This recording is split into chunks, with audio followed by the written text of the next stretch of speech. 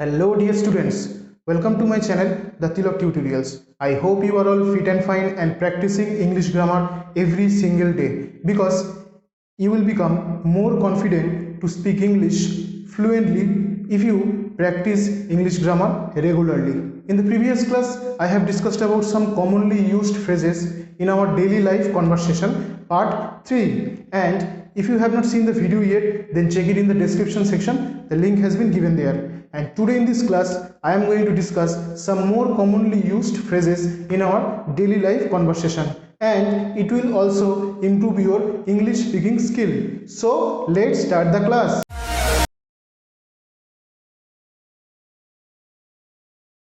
So in this class, I am going to discuss some commonly used phrase in our daily life conversation, and I have written here three categories of these phrases. And the first category is common phrases for agreeing, অর্থাৎ কোনো বিষয়ে যখন আমরা সহমত হই তখন আমরা ইংরেজি মানে অ্যাকচুয়ালি কনভারসেশনের ক্ষেত্রে যে ফ্রেজগুলি ব্যবহার করি, অর্থাৎ ইংলিশ কনভারসেশনের ক্ষেত্রে যে ফ্রেজগুলি আমরা সাধারণত ব্যবহার করি কোনো বিষয়ে যদি আমরা এগ্রি হই বা সহমত হই সে বিষয়ে, ঠিক আছে।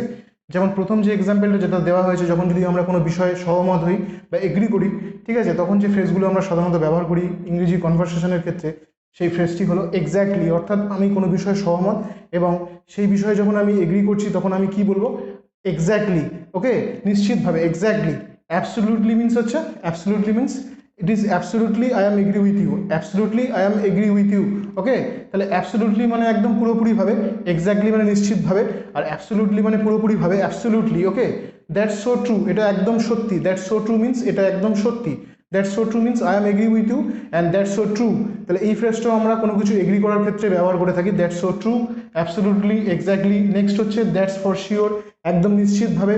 দ্যাট ফর শিওর মানে একদম নিশ্চিতভাবে। তারপরে নাম্বার 5 হচ্ছে আই এগ্রি 100%, আমি 100% হচ্ছে সহমত। আই এগ্রি 100%, দ্যাট মিনস আমি 100% সহমত। নেক্সট হচ্ছে I could not agree with you more, মানে এর থেকে বেশি আমি তোমাকে এগ্রি করতে পারছি না, but I am agree with you but could not agree, but I could not agree with you more, that means I agree with you. Okay, এই ফ্রেজটার মানে হচ্ছে I agree with you but could not agree with you more, মানে এর থেকে বেশি আমি agree করতে পারছি না, but I am agree with you. Okay, তাহলে সাধারণত কোনো কিছু সহমত বোঝাতে আমরা এইরকম ফ্রেজও ব্যবহার করে থাকি, I could not agree with you more. Okay, এরপরে ইনফর্মাল ওয়ে অফ এগ্রিং, মানে এগ্রি করছি কোনো বিষয়ে সেটা আমরা ইনফর্মালি কীভাবে বলি, tell me about it.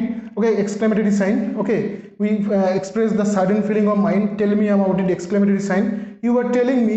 Next I will say, that is also informal way of speaking, I will সে।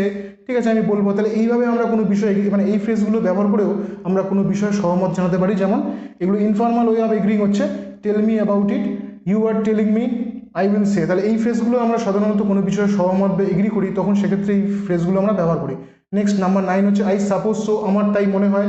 তার মানে I am use this phrase with agreement, you agree but reluctantly, মানে এই ফ্রেজটা আমরা সাধারণত ব্যবহার করি। কোন ফ্রেজটা, আই সাপোজ সো, মানে আমি এই বিষয়ে, মানে আই সাপোজ সো আমার তাই মনে হয়। তার মানে কি, use this phrase with agreement, মানে আমি এগ্রি করছি বাট আমার এগ্রিটা অত বেশি জোরালো নয়, মানে আমি পুরোপুরি সহমত নয়। ঠিক আছে, মানে উইক এগ্রিমেন্টের ক্ষেত্রে আমরা এই ধরনের ফ্রেজ ব্যবহার করি।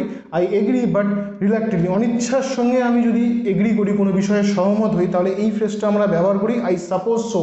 ওকে, এরপরে আসছে কি, নেক্সট ক্যাটাগরি হচ্ছে কমন ফ্রেজেস ফর ডিসএগ্রিং, অর্থাৎ কোনো বিষয়ে যদি আমরা সহমত না হই তখন যে ফ্রেজগুলি আমরা সাধারণত ব্যবহার করি সেই ফ্রেজগুলি আমি এই ক্যাটাগরির মধ্যে রেখেছি। যেমন কমন ফ্রেজেস ফর ডিসএগ্রিং, কোনো বিষয়ে যদি আমরা সহমত না হই তাহলে এই ফ্রেজগুলো আমরা ইউজ করতে পারবো। যেমন ইংরেজি স্পিকিংয়ের ক্ষেত্রে এখন প্রথম যে ফ্রেজটা আমি লিখেছি বা এক্সাম্পল লিখেছি সেটা হচ্ছে I am not so sure about that, আমি এই বিষয়ে পুরোপুরি নিশ্চিত নয়। তার মানে I am not agree with you.